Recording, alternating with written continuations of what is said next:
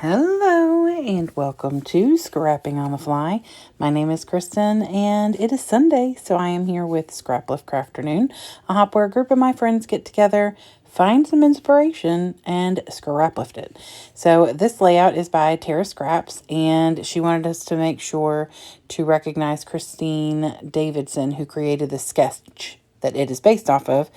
And so I am leaning more towards what she's created and not the sketch, although it's a nice sketch and I do like it. So I may have to go back later and do something a little closer to that.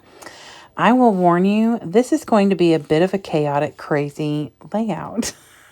And I, in the end, really like it. I was a little nervous at a couple points, but in the end, whenever I do these kind of random stash ones and not collections, I always question myself. I always but I literally dug very deep. That little leather frame I have had since the early 2000s, maybe even earlier than that. I've got some snarky and some small talk Tim Holtz. I've got some things to make a little shaker. So I've got papers, lots of random bits and pieces, lots of llama things, because I've got some pictures of some llamas from back in May and this sketch. So let's see how this goes. And the layout, obviously that's what we're going off of. So I have this paper pad called, I forgot what it's called. Oh, Fiesta. It is a Paper Studios, and I bought it because at the time I worked at a Spanish immersion school, and so I documented a lot of stuff at school and loved having this themed type paper. But since I don't work there anymore, and while I do still have some things to scrapbook, I don't have a ton.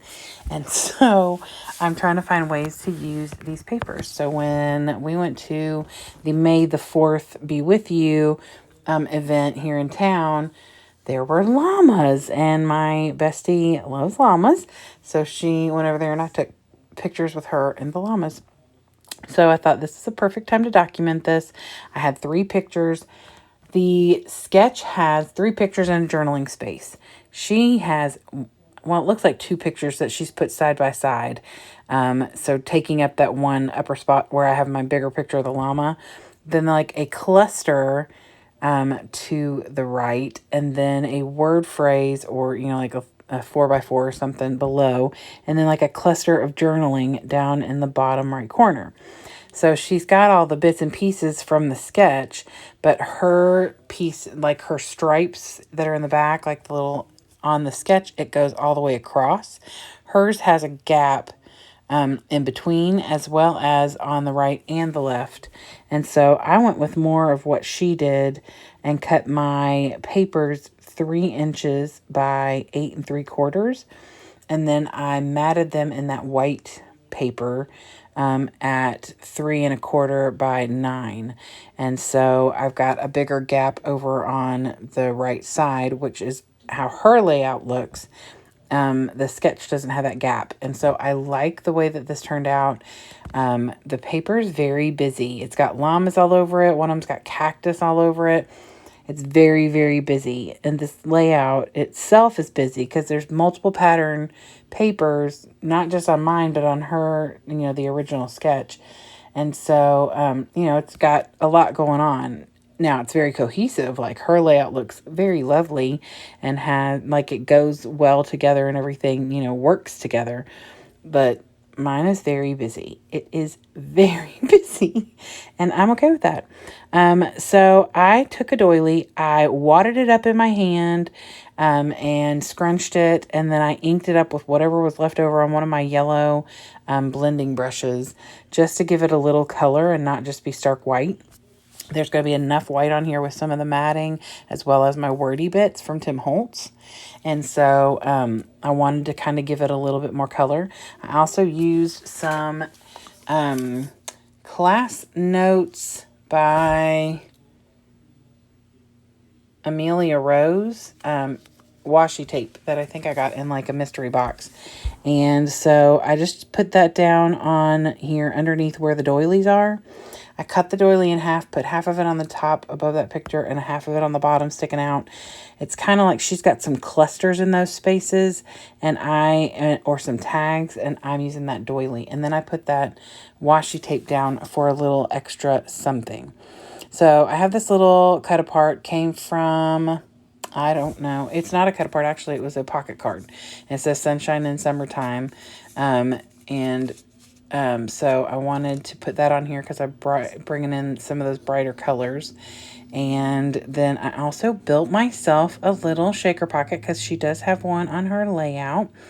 And I used an old brown leather frame that I have had, I'm not kidding, since probably early 2000s.